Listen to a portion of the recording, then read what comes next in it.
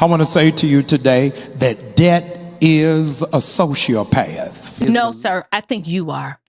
You're the sociopath.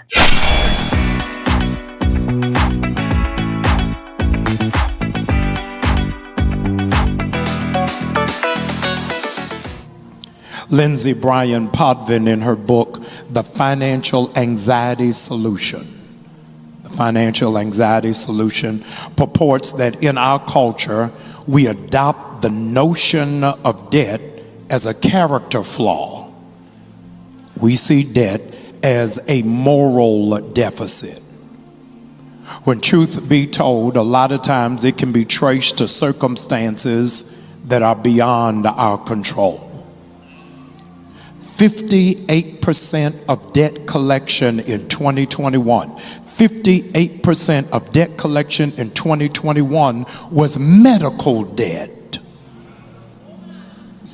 Medical debt. Okay, I'm about to stop it right here because what's about to happen, you guys, here, he's about to pull out the victim card. That's what he's about to do. So he's setting it up by saying 58% of debt is medical debt. And there's some truth to that. I mean, America is drowning as a nation in debt and then nationally, but individuals on a personal level are drowning in all kinds of debt, mainly medical debt. And I think that has more to do with the flawed and broken medical system that we have. It's an industrial, it's a complex, and it's designed to keep you that way. They don't want you healthy. They definitely, they want you nice and sick and nearly dead, not all the way dead, but just sick enough that they can just prolong your life and make you real miserable as long as you can keep buying those drugs. But yes, 58% of debt is medical debt.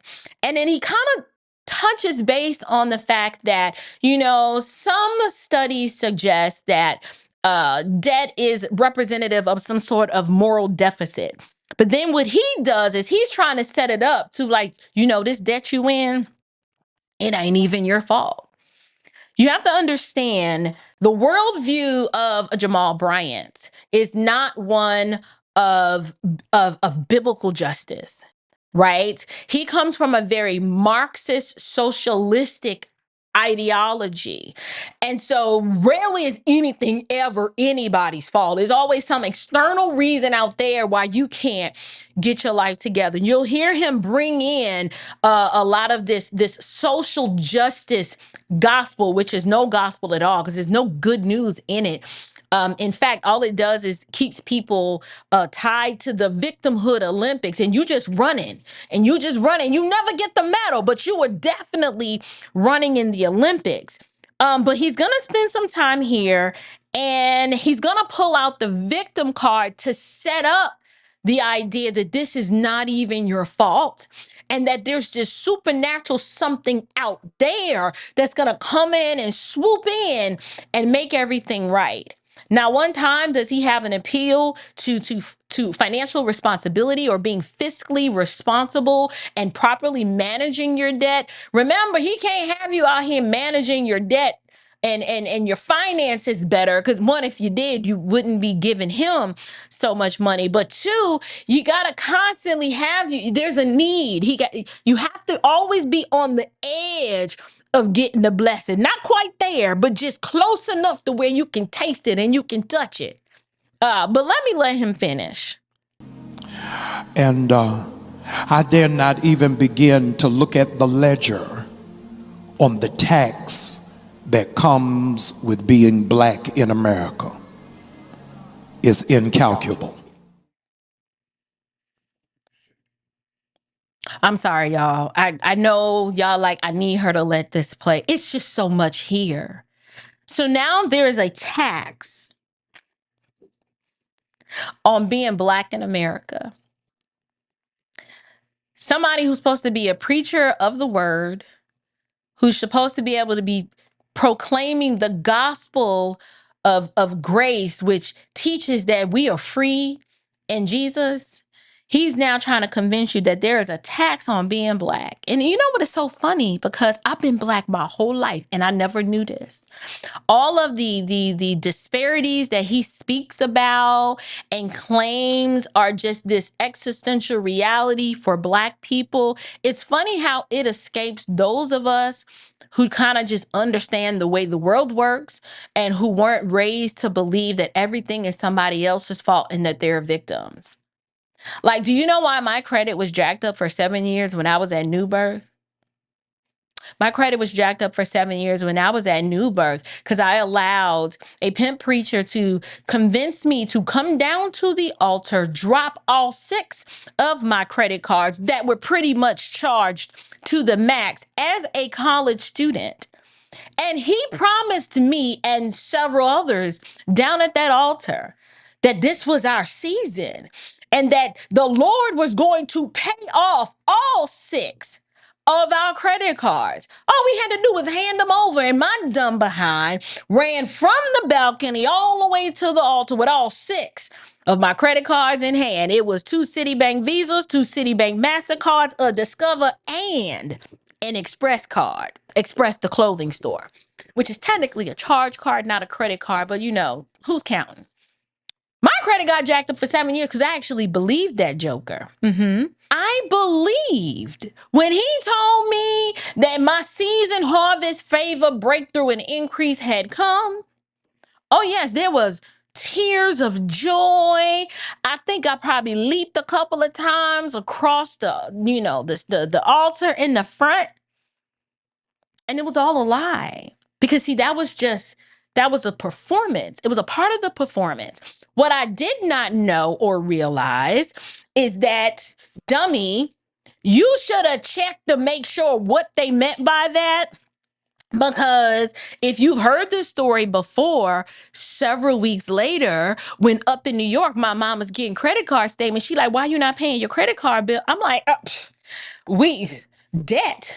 What debt?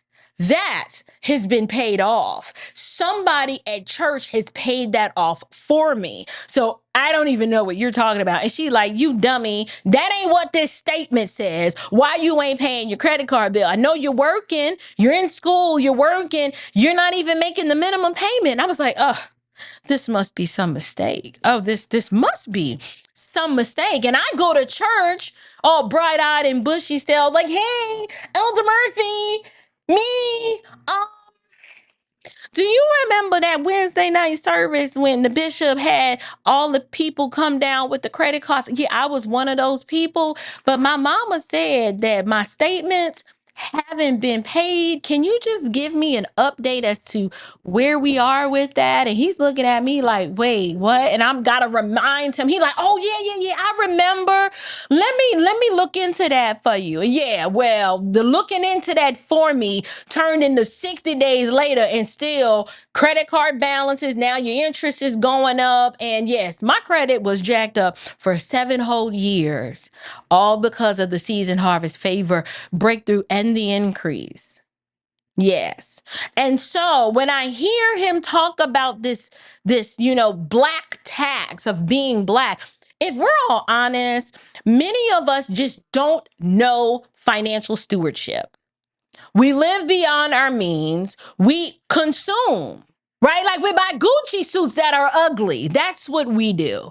We don't think about tomorrow or the future and say, well, maybe I should save a little bit, or maybe I should invest a little bit. It's like, well, no, I want the bundles now, right? Or no, I have to have the Louis Vuitton now. I need a Tesla now. We're consuming and we are buying things, and it is not that there is no money within the Black community. That is not true. The money in the Black community, circulates 6 minutes? It stays in the community 6 minutes. Y'all, somebody quote me. I know it can't be 6 hours. It has to be 6 minutes. Is how long money, once we get it in our community, that's how long it stays.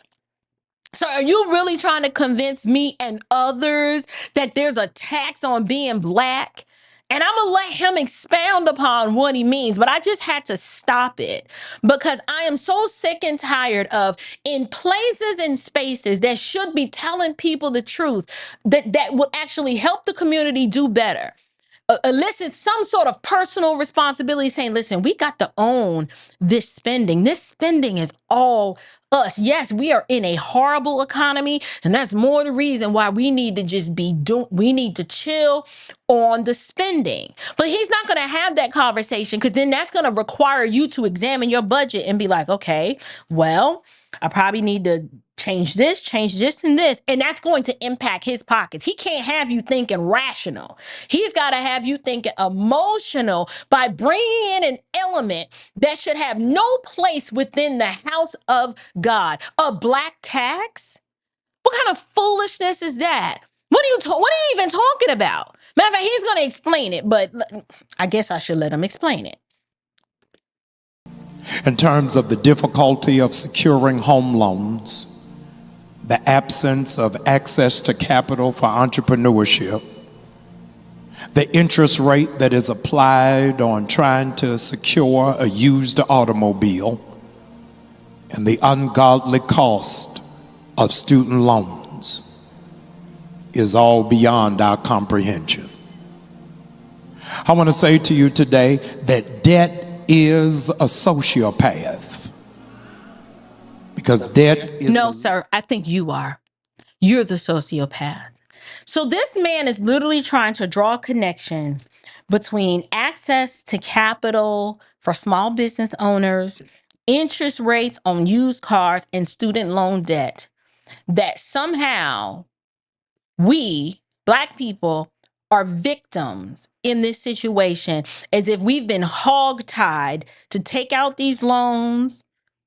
Like, I'm a small business owner, so you're preaching to the choir. Okay, this is who he is talking about. What he's not telling you is that access to business capital runs on the same criteria, oftentimes, particularly if you are a startup, on your personal credit. So if your personal credit if you haven't demonstrated credit worthiness on the personal side as a startup, where do you think they about to lend somebody $1 million to start a business? That's not how the world works. You're too old to be spouting this foolishness from the pulpit. You know better than this. You know better. When you go to apply for financing, you know what those banks care about? They're not looking at your color. They are looking out at your ability to repay the money they are lending you. Why? Because that money is green. They don't care that you black or blackity or black than the black, or they don't care if you white or more whiter than the whitest white person. What they want to see is, you got some assets? Okay, you got some collateral? Okay, but what's your credit score looking like? Being black doesn't impact your credit score, and you know this. But see, you sell this pulpit poison to these people because you know that feeling like a victim and not accepting personal responsibility is an easy sell to people who want the life that you're living before them, but they don't want to put in the work. You know that. He knows that. I'm telling you, I can guarantee you he don't talk to his kids this way. He doesn't talk to his kids this way. He doesn't spout this foolishness, this defeatist mindset that, because you black, they go automatically charge you higher on a used car loan. Ain't nobody. So now we're too dumb. We're too dumb to read a truth in lending statement and be like, wait a minute. There's a lot of interest. Perhaps I should just drive around in my Toyota Corolla and forego the newer model. My Corolla's paid off. That seems like a more realistic plan than to sign on the dotted line to this high interest rate used car. Or what about another novel idea? I know you don't preach this to your people. Don't just save. Just stop consuming and save some money, so you can get the better car that you want, or that you're not beholden to the bank. I don't know. He's not going to say this though, because it's easier to spout this victimhood foolishness, all cloaked in scripture, albeit incorrectly, than to be honest and to equip and educate. He got to keep these people dumb and ignorant. That's the only way this stick works for him. You have to remember, you got to keep you dumb and ignorant and not questioning, because the moment you do, you will clear that place out, and then he'll have to recycle some other saints. He gonna have to borrow some saints from E. Dewey Smith's church or from William Murphy's church. They all are recycling saints anyway, and he knows that that's true because he actually said that.